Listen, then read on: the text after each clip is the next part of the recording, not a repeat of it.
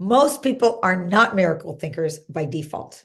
In fact, 80% of the average person's thoughts in a day are negative. And this is because of the negativity bias that we inherited from our caveman ancestors. So for them, it was more critical for survival to avoid a totally dangerous situation than it was for them to pursue a positive or a helpful one.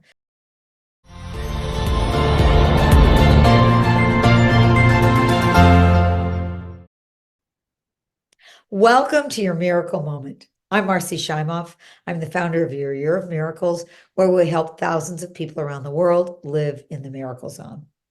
And today's miracle moment is about how to shift into being a miracle thinker. Now, what's a miracle thinker? A miracle thinker is that person who sees life as being full of possibilities.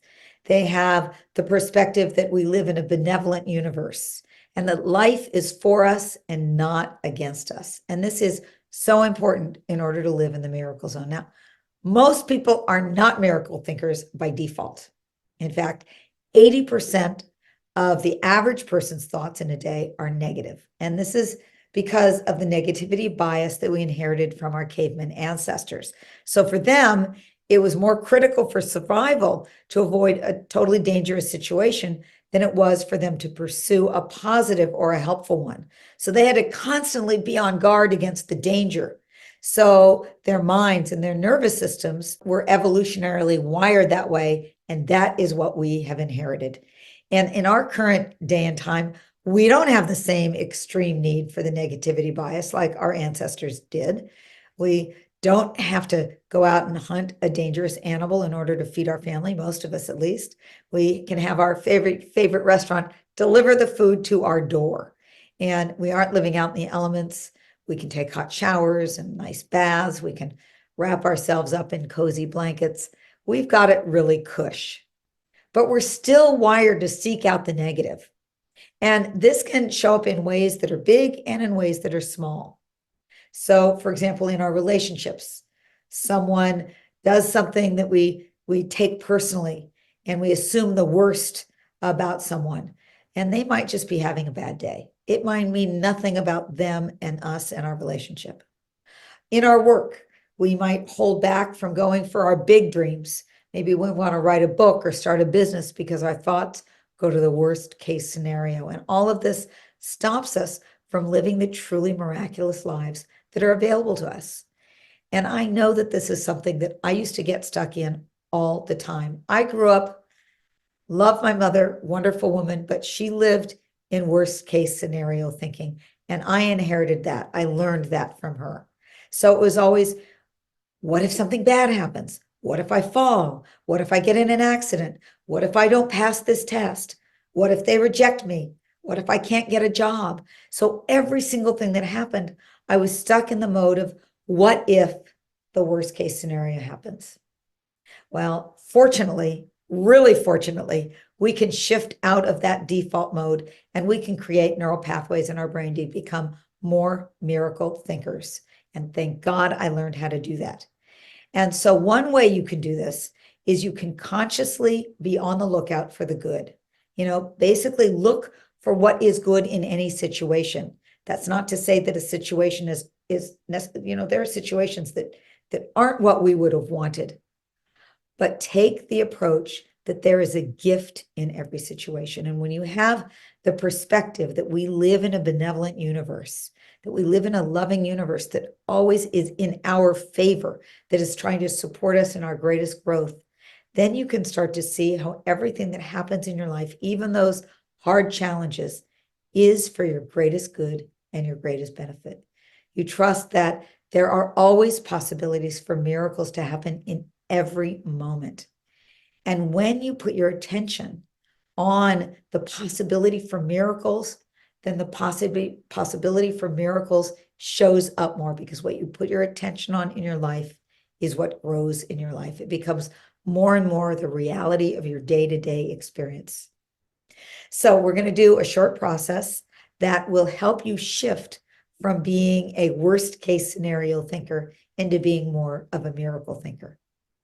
So I invite you to close your eyes and to take some nice deep breaths. And get really comfortable, get in a comfortable position. And as you are taking your breaths in, hold your breath for just a brief moment. And then as you release it, let your breath out with a sigh.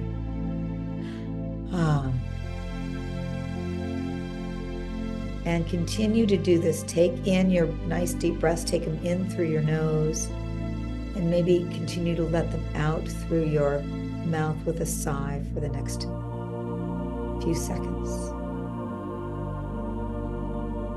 And as you exhale with that sigh, allow the stress of your day to melt away.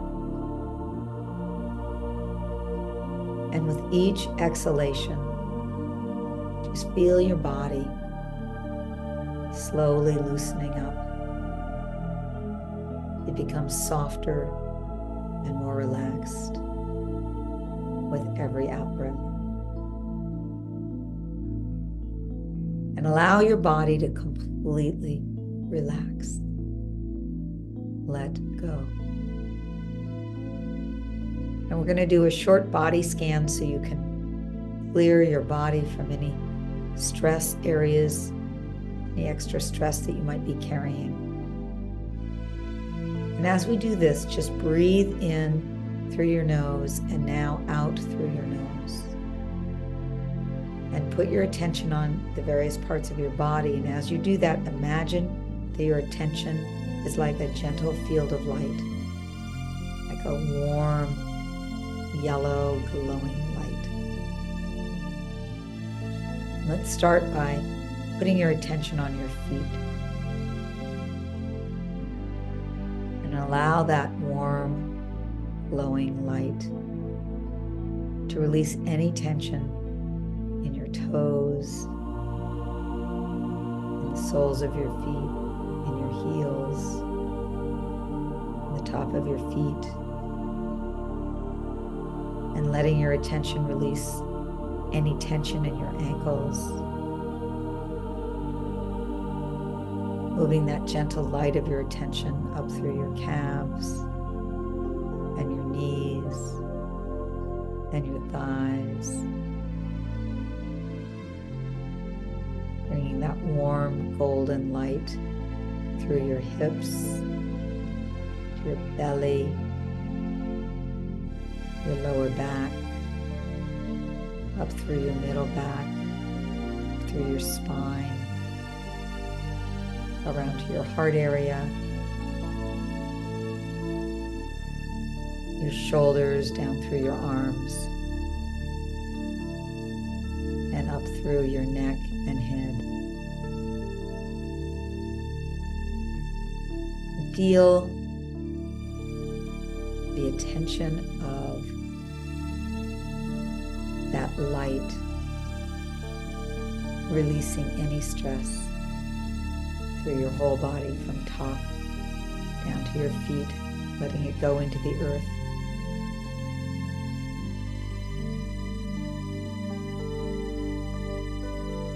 And now if you would bring your attention to this present moment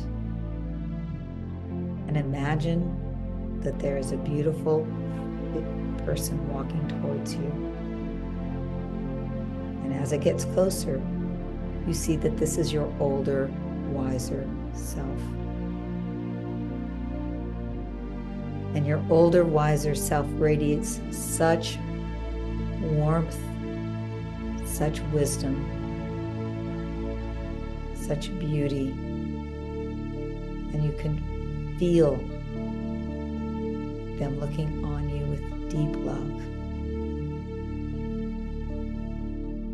And you share with your wiser, older self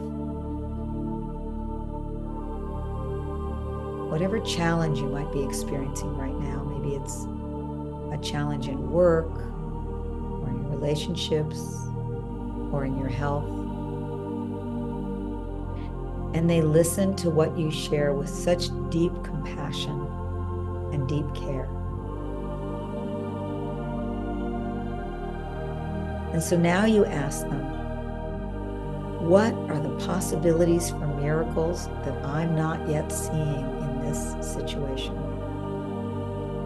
What are the possibilities for miracles that I'm not yet seeing in this situation? And take a moment to listen to what your wiser self has to say.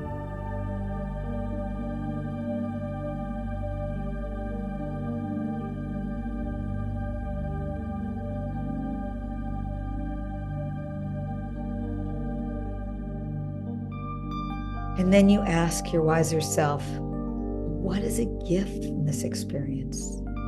How is this experience for me and for my highest good? And again, you listen to what your wiser self says.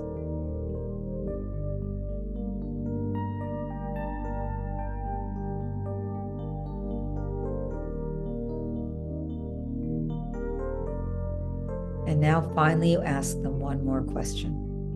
What's an empowered step that I can take in this situation? And you listen to the wisdom of your wiser self.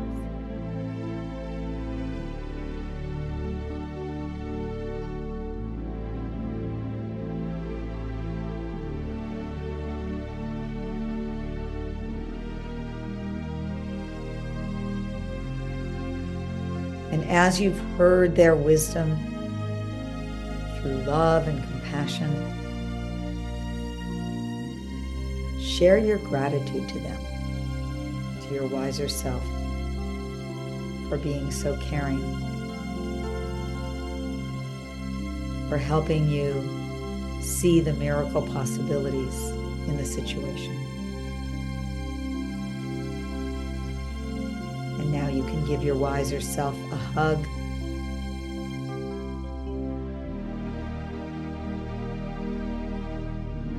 And as you release that hug, they let you know that they're always with you. And they walk away.